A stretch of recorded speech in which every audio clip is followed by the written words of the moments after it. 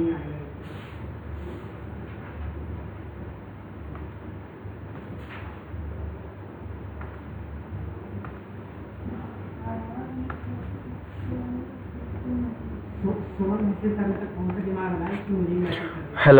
स्वागत है आपका एक बार फिर से study with Surya academy YouTube channel पर। दोस्तों, आपको पता है यूपीएससी 2025 के रिस्पेक्ट में हमने पीवाईक्यूज़ एनालिसिस का एक सीरीज स्टार्ट किया हुआ है। तो उसमें हम पीवाईक्यूज़ को एनालाइज कर रहे हैं कि किस तरह से पीवाईक्यूज़ की हेल्प लेकर के आप 2025 का जो प्री एग्ज़ाम कंडक्ट होने वाला है उसमें आप एक्स्ट्रा एज ले सकते हैं। तो दोस्तों, उसी कड़ी में आज आपके सामने ये नेक्स्ट वीडियो है। आई होप अपने पिछले जो क्लासेस हुई हैं उनको ज़रूर से देखा होगा, ज़रूर से उस मेथड को समझने की कोशिश की होगी, तो वो आपको बहुत ज़्यादा हेल्प करेगी। अगर अभी तक आपने चैनल को सब्सक्राइब नहीं किया है तो प्लीज़ एक बार जा कर के चैनल को ज़रूर से सब्सक्राइब कीजिएगा और वीडियो को ज़रूर से लाइक शेयर कीजिएगा। चलिए क्वेश्चन स्टार्ट करते हैं आज का। नेक्स्ट, अगर हम बात करें यहाँ पर 2008 में क्वेश्चन आता है, which of the following are include in the DPSPs, directive principle of state policy. आपको पता है कि जो DPSPs होती हैं वो हमारी डायरेक्शन देती हैं गवर्नमेंट को फॉर पॉलिसी मेकिंग, ठीक है। और ये जो DPSPs होते हैं इनको हम नॉन जस्टिबल कैटेगरी में रखते हैं। दैट मीन्स हम इसको लेकर के कोर्ट में नहीं जा सकते, ठीक है। तो ये आपको बोलता है कि जो पहला आर्टिकल ये बहुत बात कर रहा है प्रोहिबिटेशन of trafficking in human being and force labour. ये तो हमने कहीं ना कहीं फंडामेंटल राइट्स में देखा था, आर्टिकल 23 के अंदर में ये मेंशन है। तो ये तो DPSPs में नहीं होगा, तो ये 1 दोनों ऑप्शन से बाहर हो जाते हैं, ठीक है। क्योंकि यहाँ पर वो बोलना चाह रहा है कि कौन सा करेक्ट है, एक बार ये भी देख लीजिएगा करेक्ट कौन सा है। दूसरा वो स्टेटमेंट बोल रहा है prohibition of consumption except for medicinal purpose for intoxicating drink and of other drugs which are injurious to health. मतलब जितने भी हमारे मादक पदार्थ होते हैं वो हमारी हेल्थ के लिए जो हानिकारक हैं वो है बैन हो सकते हैं, प्रोहिबिशन है कंज्यूमन के लिए, लेकिन मेडिसिनल पर्पस से वो वैलिड है। तो ये आपके पास आर्टिकल 47 में आता है। ये जो आर्टिकल 47 में ये आर्टिकल मेंशन किया गया है तो ये कहीं ना कहीं गांधीयन फिलॉसफी को उजागर कर रहा है। तो ये क्वेश्चन आपका, ये सेकंड स्टेटमेंट आपका बिल्कुल सही है क्योंकि यही DPSPs में आता है। तो यहाँ पर statement number 2 is only is right answer, option B is right answer. Next, 2010 में क्वेश्चन आता है इंस्ट्रूमेंट ऑफ इंस्ट्रक्शन। अभी हमने वही बात की थी ना, DPSP इंस्ट्रक्शन देता है गवर्नमेंट को, तो उसी संबंध में है contain in the government of India act 1935। ये जो इंस्ट्रूमेंट ऑफ इंस्ट्रक्शन है ये क्लॉजेस कहाँ से हमने कॉपी किया है, तो गवर्नमेंट ऑफ इंडिया एक्ट 1935 से हमने इसको इनकॉर्पोरेट किया है अपने कॉन्स्टिट्यूशन में, ठीक है। अब ये कौन से पार्ट की बात कर रहा है या किसको वो इंडिकेट कर रहा है, incorporated, that means is DPS, ठीक है। अभी देखा था DPSPs। तो ये हमारे पास क्वेश्चन है। तो क्वेश्चन का फॉर्मेट किस तरह से आपको जरूर एनालाइज करना है।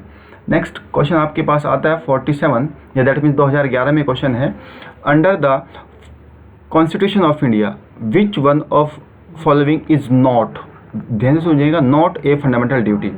तो फंडामेंटल ड्यूटी हमारी वोटिंग राइट्स नहीं है, ठीक है, is just a legal right, यहाँ पर लिखा भी हुआ है। सॉरी, फंडामेंटल ड्यूटी की बात करें ना, फंडामेंटल ड्यूटी में ये नहीं है, ठीक है। To develop scientific temper, yes, public property को बचाना ये भी है, और कॉन्स्टिट्यूशन या फिर जितने भी हमारे आइडियल्स हैं जो भी उनको हम रिस्पेक्ट दें, ये भी हमारे पास एक फंडामेंटल ड्यूटी है। तो इसका आंसर आपके पास आ जाएगा ए। अब आपको फंडामेंटल ड्यूटी से संबंध में सारी ही चीज़ें कवर अप होनी चाहिए। तो यहाँ पर ये मेंशन भी किया हुआ 42 कॉन्स्टिट्यूशन अमेंडमेंट 1976 से इसको अडॉप्ट किया गया, और आर्टिकल 51A जो कि पार्ट 4A में इसको इंक्लूड किया गया। और ये जो रिकमेंडेशन दी थी ये किसने दी थी, स्वर्ण सिंह कमेटी ने इसको रिकमेंड किया था। और ये कॉन्सेप्ट हमने कहाँ से लिया है, USSR से लिया है, और ये duty of every citizen of India है, ठीक है। तो आई होप ये आपको क्वेश्चन समझ में आया होगा। नेक्स्ट हमारे पास क्वेश्चन आता है, in India if a religious sects या कम्युनिटी, ठीक है, is given the status of a national minority, ठीक है, what special advantages is to entitle do. सबसे पहले हमको ये पता होना चाहिए कि जो हमारे कॉन्स्टिट्यूशन में माइनॉरिटी है, ये जो माइनॉरिटी वर्डिंग है इसको हमने एक्सप्लेन नहीं किया हुआ है, नॉट डिफाइन, ठीक है, नॉट डिफाइन। तो फिर क्या है, तो माइनॉरिटी हमारे पास दो ही सेक्टर में हमने इसको डिफाइन करने की कोशिश की है। एक आता है रिलीजियस पर्सपेक्टिव से और एक आता है आपके पास लिंग्विस्टिक पर्सपेक्टिव से। तो दो ही पर्सपेक्टिव हैं जहाँ पर हम माइनॉरिटी को कॉन्स्टिट्यूशन के अकॉर्डिंग डिफाइन या देखते हैं, ठीक है। अब अगर किसी भी कम्युनिटी को या किसी भी सेक्ट्स को माइनॉरिटी में अंदर रख रहे हैं या माइनॉरिटी मान रहे हैं, तो तब उसके क्या क्या उसको स्पेशल एडवांटेजेस मिल सकते हैं। तो पहला यहाँ पर स्टेटमेंट बोलता है, it can establish and administer exclusive educational institution. केवल ये ट्रैप है यूपीएससी का, एक्सक्लूसिव एजुकेशनल इंस्टीट्यूशन, हाँ कर सकता है। दूसरा, the president of India automatically nominate a representative of the community to Lok Sabha. Automatically तो बिल्कुल एक्सट्रीम वर्ड है, तो ये तो रेस से बाहर हो गया, तो दो दो इधर कटा, तो 1-1 is correct. And it can drive benefit from the PM 15, that means 15 point programme, जो प्रधानमंत्री का 15 पॉइंट प्रोग्राम है, उसमें उसके तहत उस कम्युनिटी को या उस सेक्ट्स को, माइनॉरिटी के जिसको हमने दर्जा दिया है, उसमें उसको बेनिफिट मिल सकता है। तो option C is the right answer, ठीक है। तो आई होप इस तरह से आपको एनालाइज करना है, ठीक है। नेक्स्ट यहाँ पर बोल रहा है, consider the following provision under the DPSPs। वही टॉपिक्स, वही हमारे पास थीम बार बार घूम रही है, as enrich the constitution of India. That means ये बोलना चाह रहा है कि कॉन्स्टिट्यूशन के DPSPs में जो भी हमने आर्टिकल्स यूज किए हैं, उसमें से गांधीयन प्रिंसिपल कौन से हैं, ठीक है। आपको पता है क्या कि जो पहला स्टेटमेंट है ये बोल रहा है, securing for citizen of India uniform civil code, जो कि आर्टिकल 44 में आता है, UCC, ठीक है, आर्टिकल 44 में आता है। ये हमेशा इंपॉर्टेंट बना रहता है, इस बार भी न्यूज़ में है क्योंकि उत्तराखंड ने इसको लागू किया। तो UCC के संबंध में ये तो गांधीयन फिलोसफी नहीं है, ये तो लिबरल इंटेलेक्चुअल की फिलोसफी है। तो 1 इज द रॉन्ग, 1 इधर भी है, 1 इधर भी है, 1 इधर भी है, बचा क्या 2 और 3 देख लेते हैं। Organisation village panchayat, yes, article 40। Promoting cottage industry in rural area, yes, 43A 42nd amendment के अनुसार। Securing for all the worker reasonable religious and cultural opportunity is not, ठीक है। तो यहाँ पर हमारे पास क्या आता है 2 और 3। अब DPSPs में और फंडामेंटल राइट्स में आपको एक बार आर्टिकल देखने पड़ेंगे, आर्टिकल मस्ट है। ये सब आर्टिकल ही तो पूछ रहा है ना, विलेज पंचायत, इंडस्ट्रियल इन कॉटेज एरिया, ठीक है, रूरल एरिया। प्लीज़ आपको ये भी आपको याद रखना है, ठीक है। नेक्स्ट, ये भी अगेन आर्टिकल पूछ रहा है, international peace and security. Bharat की जो कॉन्स्टिट्यूशन है उसमें मेंशन की हुई है, लेकिन कहाँ पर है आपको पता है, DPSPs में। तो जब हमको ये DPSPs की बात कर रहा है तो इंटरनेशनल पीस एंड सिक्योरिटी तो आपके पास आर्टिकल 51 में मेंशन है। तो क्यों ना हम इस आर्टिकल को एक बार देखें, ठीक है। तो प्लीज़ एक बार जाकर के अपने लक्ष्मीकांत की बुक या फिर जो आपके पास बेयर एक्ट है उसको ज़रूर देखिएगा, और उसमें फंडामेंटल राइट्स और DPSPs में जितने भी आर्टिकल हैं उनको एक बार ज़रूर से गो थ्रू कीजिएगा, ठीक है। चलिए नेक्स्ट,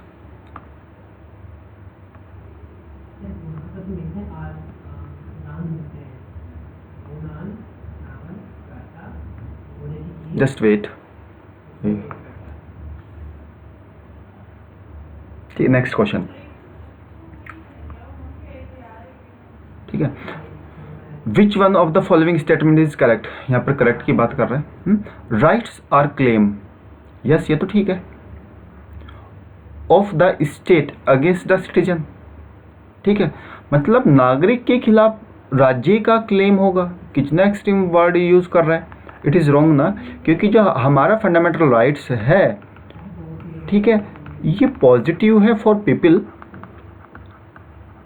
ठीक है, और फंडामेंटल राइट्स जो है वो नेगेटिव है फॉर गवर्नमेंट, ठीक है, क्योंकि गवर्नमेंट बाध्य हो जाएगी कि पीपल के लिए वो फंडामेंटल राइट्स को लागू कराए। अगर ऐसा नहीं होगा तो वो फंडामेंटल राइट्स का अगर वायलेशन होगा तो फिर वो कोर्ट में जा सकता है, रिट जारी होगा, तो हम इसको बोल सकते हैं इट इज़ जस्टिसेबल, ठीक है, ये न्याय संगत है। तो यहाँ पर तो ये क्लेम कर रहा है, ये तो बात सही है, लेकिन ये राइट्स स्टेट का क्लेम नहीं है, सिटीजन का क्लेम है, ठीक है। अब यहाँ पर देखो प्रिविलेज दो, तो यहाँ पर दो वर्डिंग जो स्टेटमेंट है वो आपस में एक दूसरे को कॉन्ट्राडिक्ट करने की कोशिश कर रहे हैं। तो प्लीज़ अगर इस तरह का स्टेटमेंट आप देख रहे हैं तो उनमें से एक सही होगा और एक गलत होगा, इतनी समझ में आती है बात।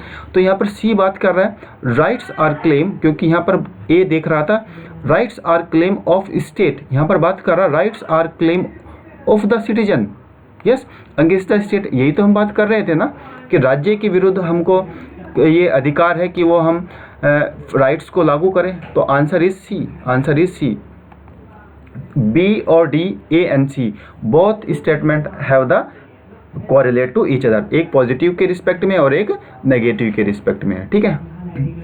नेक्स्ट यहाँ पर क्वेश्चन देखेंगे, which principle among the following was added, ठीक है, एडिड की बात कर रहा to the directive principle of state policy by the 42nd amendment. Amendment एक थीम है, डीपीएसपीज एक थीम है, दोनों को मर्ज करने की वो कोशिश कर रहा है, ठीक है। तो यहाँ पर वो बोल रहा है कि कौन सा ऐसा आर्टिकल है जो कि आपका 42 कॉन्स्टिट्यूशनल अमेंडमेंट के दौरान जोड़ा जाता है, ठीक है। तो ये पता होना चाहिए कि 42nd कॉन्स्टिट्यूशनल अमेंडमेंट है, उसमें कौन कौन से आर्टिकल जोड़े गए। Equal pay for equal work for both man and women, ये तो नहीं है, ये है आपके पास 43A, ठीक है। पार्टिसिपेशन ऑफ वर्कर 43A, हमने उधर भी देखा था रूरल इंडस्ट्री या कॉटेज इंडस्ट्री। तो बार बार ये क्या क्यों नहीं आर्टिकल पूछ रहा है ना, डीपीएसपी में डायरेक्ट आर्टिकल वो बोलने की कोशिश कर रहा है, ठीक है। Next, which of the following statement is are true of fundamental duty of an Indian citizen.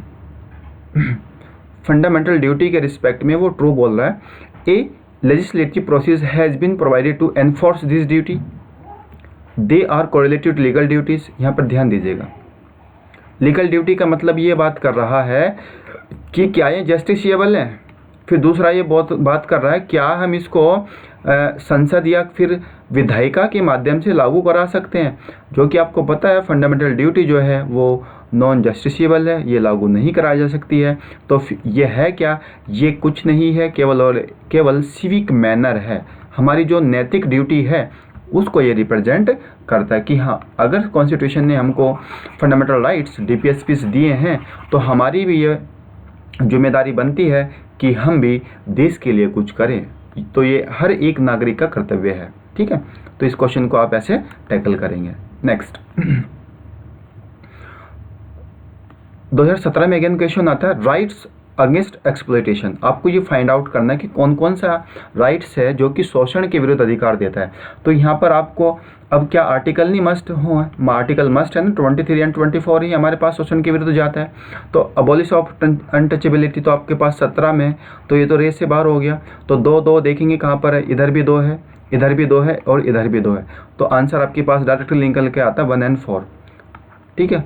Trafficking human being और employment of children in the factory and mines, तो ये 24 है और ये आपके पास 23 है, ठीक है। तो यहाँ पर आपको ये ध्यान रखना है। अनटचेबिलिटी और इक्वलिटी का कॉन्सेप्ट आता है और माइनॉरिटी आपके पास एजुकेशनल राइट्स फॉर माइनॉरिटी वाला सेक्शन में आता है। तो आई होप ये क्वेश्चन आपने इजीली जज किया होगा। अब ये राइट टू एक्सप्लॉयटेशन तो आपके पास पहले भी आया था ना, ठीक है। देखो कहाँ पर आया था, पहला ही सबसे पहला क्वेश्चन था हमारे पास, ठीक है, ये रखा हुआ है, ठीक है। Right prohibition of trafficking in human, क्या रिपीटेशन नहीं है, बिल्कुल है, रिपीटेशन है। तो PYQs को आपको इस तरह से एनालाइज करना पड़ेगा। नेक्स्ट, राइट टू प्राइवेसी, कितनी बार क्वेश्चन आया राइट टू प्राइवेसी, हर बार ये क्वेश्चन आ रहा है। 2024 में भी आया, 21 में भी आया, 2018 में भी राइट टू प्राइवेसी पूछ रहा है, ठीक है। तो अभी ये बात यहाँ पर कर रहा है कि जो राइट टू प्राइवेसी है, ठीक है, ये कौन से पार्ट में, right to life and personal liberty में, तो ये कौन से आर्टिकल को मेंशन कर रहा है। तो इसका आंसर सीधा हमारे पास है कि आर्टिकल 21 में राइट टू प्राइवेसी है, 21 तो और कहीं नहीं दिख रहा है ना, तो डायरेक्टली इसका आंसर आ जाएगा सी। और कौन से भाग में है, 3rd फंडामेंटल राइट्स में इसको मेंशन किया गया है। नेक्स्ट, ठीक है, आपके पास नेक्स्ट क्वेश्चन आता है most appropriate definition of liberty. इस तरह से क्वेश्चन आ रहे हैं ना, मोस्ट एप्रोप्रिएशन या मोस्ट डिफाइन, तो प्लीज़ इनको आपको याद रखना है। अब यहाँ पर लिबर्टी की बात कर रहा है। लिबर्टी का मतलब क्या होता है, जब हम हमने एक क्वेश्चन ये देखा था, no law that means no liberty आया था ना, तो वहीं पर ये कॉन्सेप्ट बात कर रहा है कि अगर हम लिबर्टी को यूज़ कर रहे हैं in the form of law, तो हम अपने आप को फुली डेवलप कर सकते। तो ऐसा अवसर जहाँ पर कानून के दायरे में कोई भी व्यक्ति अपने आप को ब्रॉडली डेवलप कर सकता है। तो यहाँ पर यही बात कर रहा है, means to ability to do one please, ठीक है। तो 8, इसका आंसर आ जाएगा सी। तो लिबर्टी का कॉन्सेप्ट बार बार घूम के आ रहा है। प्लीज़ जाकर के जो भी अभी तक 3 वीडियो बनी है उनको जाकर के प्लेलिस्ट में जाकर के जरूर देखिएगा। आपको एक आइडिया मिलेगा कि क्वेश्चन क्यों ऐसे ही रिपीटेड फॉर्मेट में पूछे जा रहे हैं बार बार। ठीक है, नेक्स्ट 2020 का क्वेश्चन है पार्ट 4। देखो यहाँ पर डीपीएसपी घूम के आ गया ना। ठीक है, करेक्ट पूछ रहा है, this shall be enforce by court. अरे नहीं भाई, कितनी बार बोलेंगे, कोर्ट के माध्यम से इसको लागू नहीं कर सकते। ठीक है, this shall not be enforce by any court, ये तो ठीक है। ठीक है, 2 देखे सही है। तो बी एंड डी में लड़ाई है, फर्स्ट रॉन्ग है, तो ये तो बाहर हो गया दोनों ना। The principle lay down in this part are to influence the making of law by the state. Yes, हमने देखा भी था जब पहला क्वेश्चन देखा था डीपीएसपीज में कि डीपीएसपी इंस्ट्रक्शन देता है गवर्नमेंट को कि जब आप पॉलिसी बनाएंगे तब आप डीपीएसपीज की धारणाओं को या डीपीएसपीज के कॉन्सेप्ट को या प्रिंसिपल को यूज़ करेंगे। ठीक है, देखो अनटचेबिलिटी आया ना दोबारा, देखो अनटचेबिलिटी पूछ लिया ना। अनटचेबिलिटी यहाँ पर भी तो था ना। ठीक है, यहाँ पर भी तो था ना, 2017 में अनटचेबिलिटी पूछ रहा है, तो क्या उसने 2020 में अनटचेबिलिटी पूछकर कोई मना कोताही किया है क्या? नहीं ना, वो तो आपको बार बार बोल रहा है ना, अनटचेबिलिटी बार बार बोल रहा है। तो राइट टू इक्वलिटी में आएगा ना, राइट टू इक्वलिटी 14 से 18 चलता है ना, एक्सप्लॉयटेशन 23-24 आता है ना, फ्रीडम 19 से 22 आता है ना, कॉन्स्टिट्यूशनल रेमेडी आर्टिकल 32 में आता है ना। तो वो यही तो पूछना चाह रहा है ना भाई कि कौन से कैटेगरी में हमने इसको रखा है right to equality. Please question इस तरह से घूम के आ रहे हैं। तो आप देख रहे हैं ना लिंकेज पीवाईक्यूज का और ऑप्शन का। ठीक है, नेक्स्ट क्वेश्चन आपसे बोलने की कोशिश कर रहा है, other than the fundamental rights. ठीक है, फंडामेंटल राइट्स से अतिरिक्त विच of the following part of constitution of India reflects the principle and provision of the Universal Declaration of Human Rights 1948। ठीक है, preamble, DPSP, fundamental duties, reflect की बात कर रहा हूँ। रिफ्लेक्ट कर सकता है, क्यों नहीं कर सकता भाई? कहाँ पर आपको, अगर हम universal declaration of human rights की बात करें, उसके अंदर में जो भारत का प्रेम्बल है उसका धारणा नहीं है क्या? डीपीएसपी की पॉलिसी नहीं है क्या? फंडामेंटल ड्यूटी की पॉलिसी नहीं है क्या? तो रिफ्लेक्ट ही तो कर रहा है ना, हो सकता है। ठीक है, तो यहाँ पर हमारे पास ये डी ऑप्शन बिल्कुल सही निकल के आता है, क्योंकि वो ये जो क्वेश्चन पूछना चाह रहा है वो जस्ट ऑफ से इमेजिन कर रहा है कि जब हम universal declaration of human rights के लिए प्रावधान बना रहे हैं तो क्या हम उसमें इन तीनों के प्रिंसिपल को रिफ्लेक्ट नहीं कर सकते क्या? सिर्फ दिखाई तो रहे हैं ना। ठीक है, तो ये इस तरह से आपको याद रखना है। अगेन राइट टू प्राइवेसी आया ना आर्टिकल 21, तो क्वेश्चन इस तरह से ही आपको बार बार घूम के दे रहा है। आगे देखते हैं, under the Indian constitution concentration of wealth violation. Wealth तो आपके पास डीपीएसपीज में है ना, क्योंकि हमको पता है इकोनॉमिक स्टेटस की बात कर रहा है। राइट टू इक्वलिटी तो फंडामेंटल राइट्स में, फंडामेंटल राइट्स में कहीं पर भी इकोनॉमिक स्टेटस की बात नहीं है। ठीक है, कॉन्सेप्ट ऑफ वेलफेयर स्टेट और राइट टू फ्रीडम। देखो अब यहाँ से ऑप्शन ए और ऑप्शन सी तो बिल्कुल राइट आंसर नहीं होंगे। ठीक है, क्योंकि फंडामेंटल राइट्स में कहीं पर भी इकोनॉमिक स्टेटस को डेवलप करने की बात नहीं कर रहा है। तो अब यहाँ पर सीधी सीधी पॉलिसी जो बन रही है वो डीपीएसपीज में बन रही है। तो कंसंट्रेशन ऑफ वेल्थ, अब ये बात कर रहा है कॉन्सेप्ट ऑफ वेलफेयर स्टेट। अरे वेलफेयर स्टेट तो में ये तो आपके पास आर्टिकल 37 में आता है ना वेलफेयर स्टेट का। ठीक है, लेकिन यहाँ पर concentration of wealth violation in equality की बात करो तो आर्टिकल 39 में है। ठीक है, कि भाई जो भी असमानता है आई की उसको हमको कम करना है, तो वो डीपीएसपी के क्लॉजेज में उसको रखा गया है। ठीक है, देखिए 2021 का again question, a legislation that confirm on the executive और administration authority and unguided and uncontrolled discrimination power in the matter of application of law violation which one of the following. ठीक है, अरे भाई ये बोलना चाह रहा है कि जो भी हमारे पास प्रशासनिक दैट मीन्स एडमिनिस्ट्रेटिव और एग्जीक्यूटिव अथॉरिटी हैं, ये अपनी पावर को अनगाइडेड यूज़ कर सकती है, अनकंट्रोल यूज़ कर सकती हैं। नहीं भाई, आर्टिकल 14 में क्या बोलता है ना, वो अगर ऐसा वो कर रही हैं तो कौन सा आर्टिकल वो वायलेट कर रहा है कॉन्स्टिट्यूशन का, ये तो सिंपल बोलना चाह रहा है। तो आर्टिकल 14 तो भाषा समझना, आर्टिकल 14 में क्या बोलता है, equality before law and equal protection of law. तो यहाँ पर अनकंट्रोल्ड की बात करना, अनकंट्रोल्ड, यहाँ पे ये वर्डिंग ही फंसाने वाला था, अनकंट्रोल्ड। ठीक है, तो अनकंट्रोल्ड हमारी कॉन्स्टिट्यूशन की धारणा नहीं है, केवल और केवल लिमिटेड गवर्नमेंट का कॉन्सेप्ट यहाँ पर रखा गया है। ठीक है,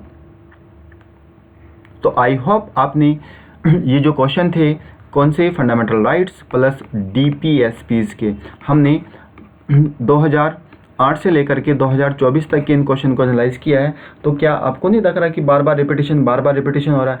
कहीं अगर वो PYQs को शामिल कर रहा है तो कहीं वो स्टेटमेंट को ही ऑप्शन बना के रिपीट कर रहा है और नेक्स्ट क्वेश्चन को वो ऑप्शन से स्टेटमेंट बना करके रिपीट कर रहा है। तो ये आपको देखना पड़ेगा कि किस तरह से क्वेश्चन को वो फ्रेम करने की कोशिश कर रहा है। ठीक है, तो ये हमने थोड़ा सा आपको भी जानकारी देने की कोशिश की है कि कैसे हम PYQs को एक स्मार्ट तरीके से एनालाइज करें, क्योंकि यहाँ से जो निकल के आती है, ठीक है, तो यहाँ से हमारे पास 2 थीम निकल के आती हैं, फंडामेंटल राइट्स और DPSPs। यहाँ से हम इनका मेनली जितने भी आर्टिकल हैं एक बार उनको देखेंगे। दूसरा, यहाँ से ये इन दोनों में अमेंडमेंट की बात कर रहा है कि कौन से अमेंडमेंट में क्या जोड़ा गया।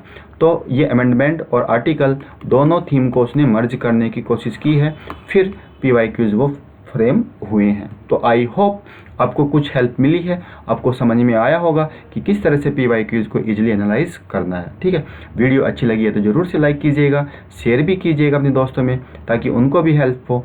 और अगर चैनल को अभी तक आपने सब्सक्राइब नहीं किया है तो प्लीज़ एक बार चैनल को ज़रूर से सब्सक्राइब कीजिएगा ताकि हमें भी मोटिवेशन मिले और आपको भी हेल्प मिले।